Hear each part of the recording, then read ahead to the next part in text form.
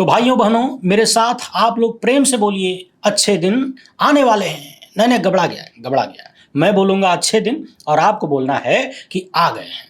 तो बोलिए, अच्छे दिन आ गए हैं। जोर से बोलिए, अच्छे दिन आ गए हैं। थोड़ा और जोर लगाइए मर्दे, बिहार तक आवाज जाना चाहिए। अच्छे दिन आ गए हैं। अब आपको लग रहा होगा कि कहाँ आ गए, तो अरे भाई टेंशन मत लीजिए, 11 साल से इंतजार करिए न रहे हैं, थोड़ी देर और सही।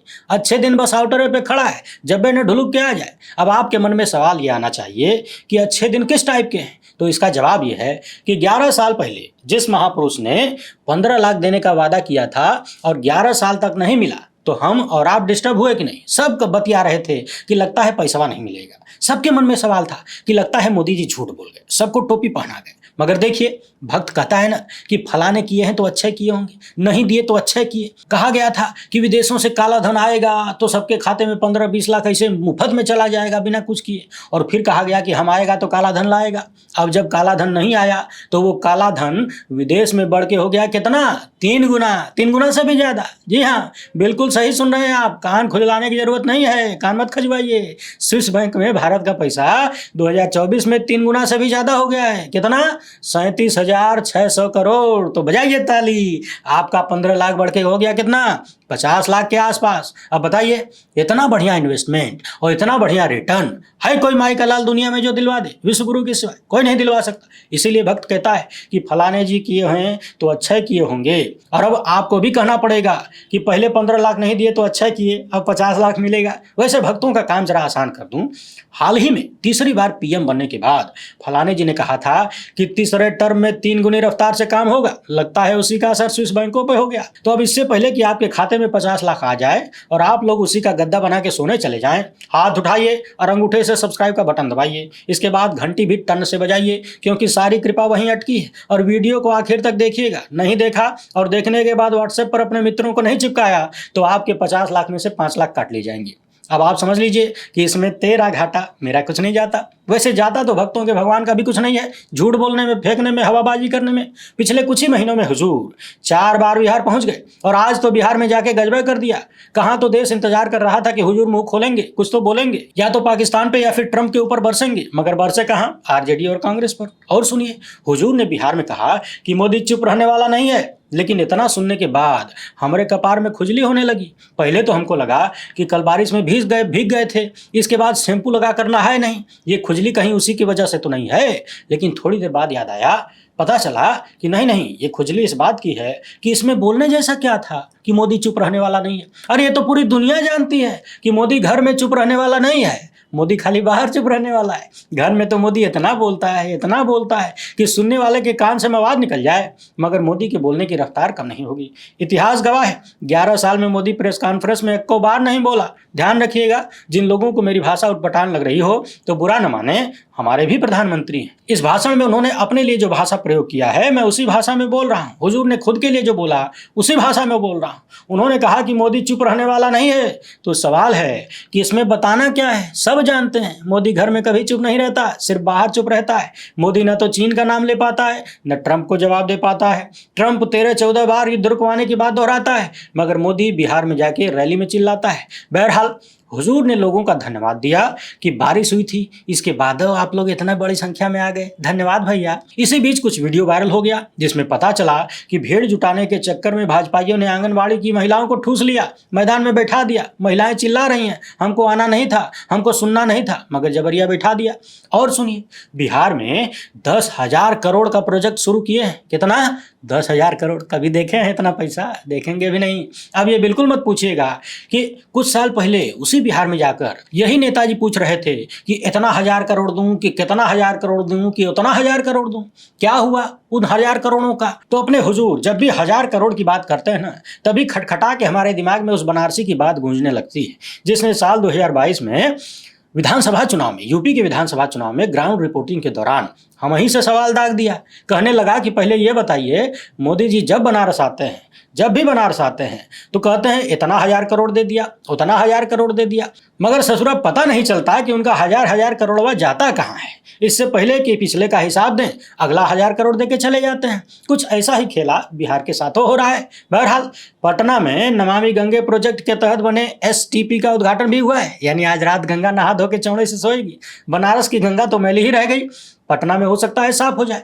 हुजूर पिछले 6 महीने में 4 बार बिहार दौरा कर चुके हैं, यहाँ तक कि हमला हुआ कश्मीर में और PM पहुंचे बिहार में। इसलिए हम बार बार कहता हूं कि फलाने को खाली सरकार बनाने आता है, चलाने नहीं। चलाने पर कोनो ध्यान नहीं है, वरना जिस वक्त में मुल्क पर इतनी बड़ी बड़ी समस्याएं, पहलगाम हमला, एयर इंडिया का प्लेन क्रैश, न जाने किस मजबूरी में डरा धमका के सीजफायर करा दिया, उसका ऐलान ट्रंप ने किया और आए दिन भारत को बेइज्जत कर रहा है। इसके बाद भी कोई आदमी बार बार घूम के चुनाव पर कैसे आ सकता है? इसीलिए कहा जाता है कि हुजूर चुनावों के विश्वगुरु हैं। और सुनिए, इन्होंने बिहार में कहा कि RJD अंबेडकर जी को पैरों में रखती है और हम दिल में।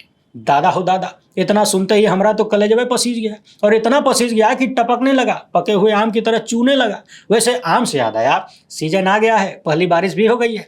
कहाँ है मिस्टर खिलाड़ी? जाके पता लगाएं उनके भगवान आम काट के खाते हैं कि चूस के लेते हैं। बहरहाल बात हो रही थी अंबेडकर जी को दिल में रखने की। तो सवाल है कि हुजूर अंबेडकर को दिल में किस तरीके से रखते हैं? क्या उसी तरीके से जैसे बाबा साहेब की मूर्ति लेकर छपरी टाइप के लौंडे आजकल डांस करते हैं और रील बनाते हैं? वैसे उन लोगों की कोई गलती नहीं है। जब बाबा साहेब के नाम पर न जाने कितने लोग नेता बन गए, न जाने कितने लोगों की कुर्सी उसी भरोसे चलती है, घर चलता है, तो बेरोजगार छपरी उनके नाम पर रील बना के हिट क्यों नहीं हो सकता है? अलग बात है कि बाबा साहेब मूर्ति पूजा के समर्थन में नहीं थे, मगर बिना मूर्ति के पूर्ति कैसे होगी? कैसे काम चलेगा? अब आप सोच रहे होंगे कि बाकैती एक्सप्रेस पटरी से उतर गई क्या? अच्छा, पटरी से उतरने से याद आया, भाजपा विधायक हैं, वंदे भारत ट्रेन में बैठने गए, विंडो सीट चाहिए थी, खाली नहीं थी। जो बैठा था उससे बोले कि हे आदमी, जल्दी से सीट खाली कर दो, भाजपा विधायक हैं हम।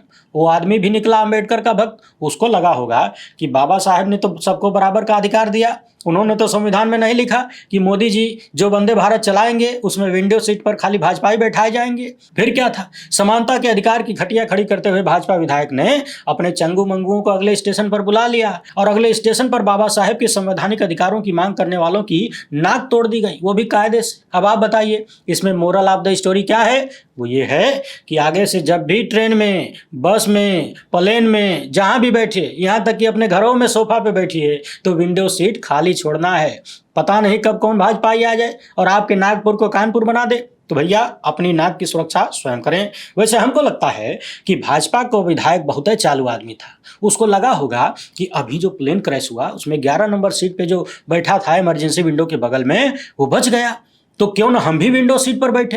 भाई मोदी जी की वंदे भारत है, पता नहीं कब पटरी छोड़ के सैर सपाटे पर निकल जाए और विधायक जी के विधानसभा क्षेत्र में उपचुनाव कराना पड़ जाए। तो उपचुनाव का खर्चा बचाने के लिए उन्होंने विंडो सीट की डिमांड की थी। अच्छा, तो हम बात कर रहे थे अंबेडकर को दिल में रखने की। अब समझने वाली बात यह है कि जबानी रूप से दिल में रखना और अंबेडकर को दिल से स्वीकारना, इन दोनों में उतना ही बड़ा फर्क है जितना फलाने जी के वादों और इरादों में है। क्योंकि संविधान में लिखा है चुनाव एकदम निष्पक्ष होना चाहिए। देश की जनता को अधिकार है कि वो पूरे चुनाव की समीक्षा करे, अपने हिसाब से करे, और ये सब कुछ निष्पक्ष चुनाव के भीतर होता है। केंचुआ के सड़क छाप शायर ने कितना निष्पक्ष चुनाव कराया। वैसे अपना संविधान तो सुप्रीम कोर्ट की स्वतंत्रता पर भी तटस्थ है, लेकिन खबरदार जो किसी ने कहा कि विश्वगुरु न्यायपालिका के बारे में कुछ उल्टा सीधा सोचते या करते हैं, जज लोया याद है कि बुला गए। अच्छा, पिछले दिनों एगो बिहारी बाबू टकरा गए, कहने लगे कि अब की बार बिहार मोदी जी के झूठ झपाट में नहीं चलेगा, नहीं फंसेगा।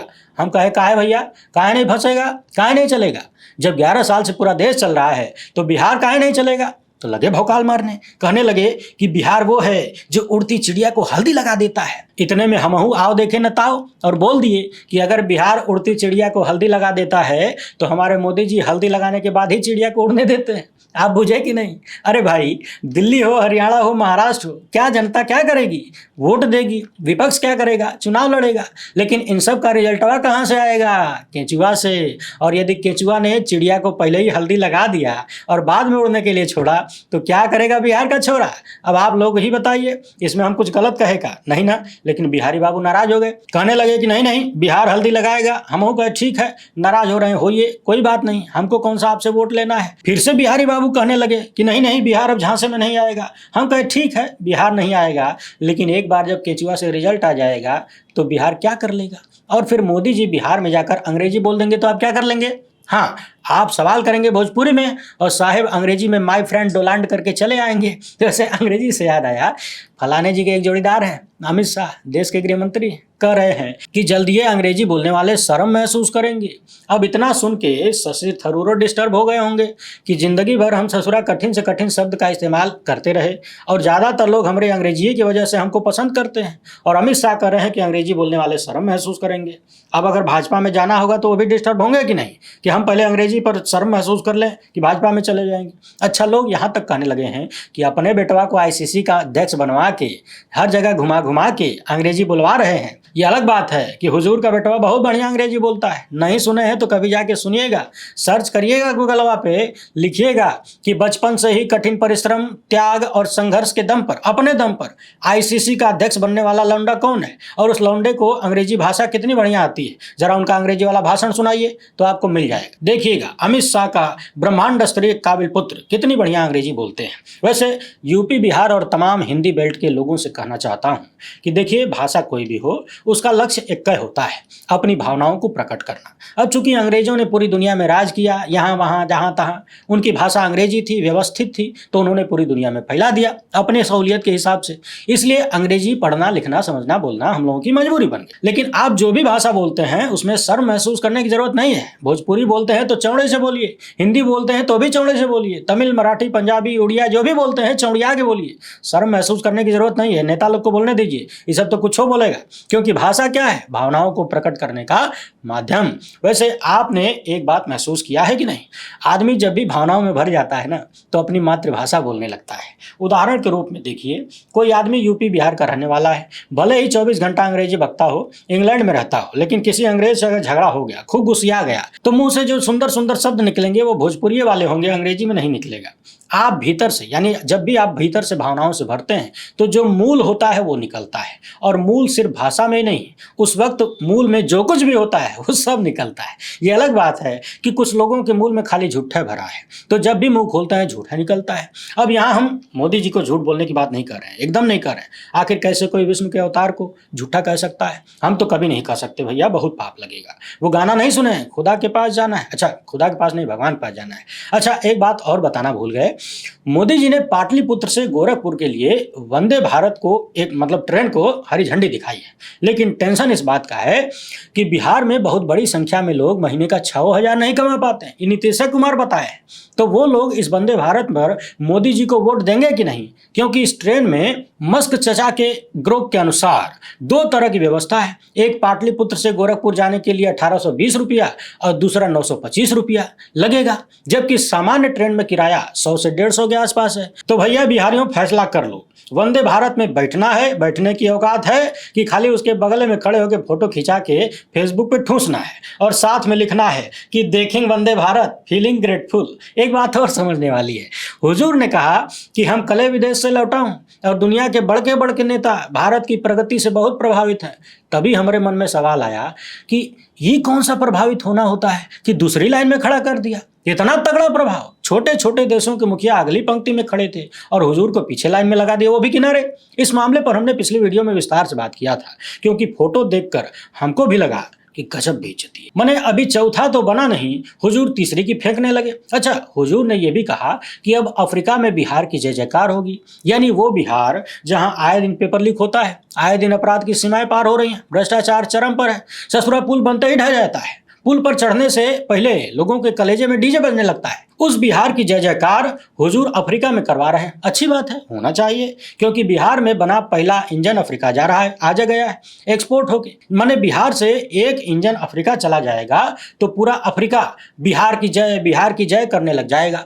इस हिसाब से तो हम भारतीयों को 24 घंटा नींद में भी चीन का जयकारा लगाना चाहिए। अब आप कहेंगे कि काहे, चीन तो हमारा दुश्मन है। तो भैया, जिस मोबाइलिया में आप हमको निहार रहे हैं ना, ये बकैती एक्सप्रेस देख रहे हैं, उसी को खोल के देख लीजिए, पता चल जाएगा कि ज़्यादातर पार्ट चाइना से बन के आया है। और तो और, हुजूर का जो सपना था भारत में पता नहीं कौन कौन ट्रेन चलाने का, उलट बुलट, पता लगाइए उसका पहिया बनाने का टेंडर किसको दिया, किस कंपनी को, किस देश की कंपनी को दिया, और जैसे पता चल जाए उस देश का जयकारा लगाना शुरू कर दीजिएगा, नहीं तो बहुत पाप लगेगा। अब इससे ज़्यादा हमसे मत बुलवाइए, नहीं तो औरों पाप लगेगा। पहली बार है तो चैनल को सब्सक्राइब करके घंटा बजा दीजिएगा। बकैती एक्सप्रेस में बैठने के बाद जो लोग ये सब काम नहीं करेंगे उनको विदाउट टिकट माना जाएगा और 50 लाख में से 5 लाख काट लिया जाएगा। मिलते हैं फिर अगली बकैती एक्सप्रेस में, तब तक के लिए अफ्रीका में बिहार का जय जयकार भरा नमस्कार।